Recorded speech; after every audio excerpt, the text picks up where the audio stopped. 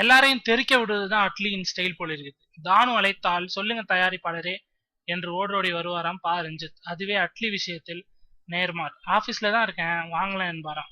2 இட்லிக்காக முருகன் இட்லி கடையே விலை பேசுற அளவுக்கு குணத்தாலும் பணத்தாலும் மதிமிஞ்சி இருக்கும் அட்லி தனது ஆவேச ஆசையால் ஒரு ஹீரோவை ஓடவிட்ட கதை இது.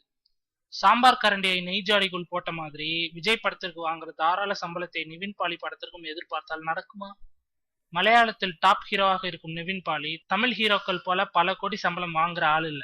தெரி படத்திற்கு பிறகு மீண்டும் விஜயின் கருணை பார்வையை பெற்றிருக்கும் அட்லி அந்த படத்தை இயக்குவதற்கு முன் நிவின் பாலியை வைத்து ஒரு படம் இயக்கிவிடலாம் என்று கணக்கு போட்டாராம். இந்த பட வேலைகளில் அவர் இறங்குவதற்கு முன்னாலேயே செய்திகள் வெளியே கசிந்து விட்டது. இருந்தாலும் அட்லி அட்வான்ஸ் வாங்கிய பின்புதானே முறைப்படி அறிவிக்க முடியும். தயாரிப்பாளரிடம் இவர் விஜய் படத்தை இயக்கிய போது வாங்கிய சம்பளத்தை கேட்க அவர் கூட்டி கழித்து கணக்கு போட்டு பார்த்தாராம். இந்த படத்திற்கு இவ்வளவு சம்பளம் தாங்காது என்று அவரது மூளைக்குள் விஷயத்தை நிவின் பாலி காதுக்கு கொண்டு சென்றாராம். தன்னை இயக்க போகும் டைரக்டர் தன்னை விட பல மடங்கு அதிகம் சம்பளம் கேட்கிறார் என்பதை அறிந்த நிவின் பாலிக்கு மூச்சு பேச்சு காலி என்கிறது இண்டஸ்ட்ரி.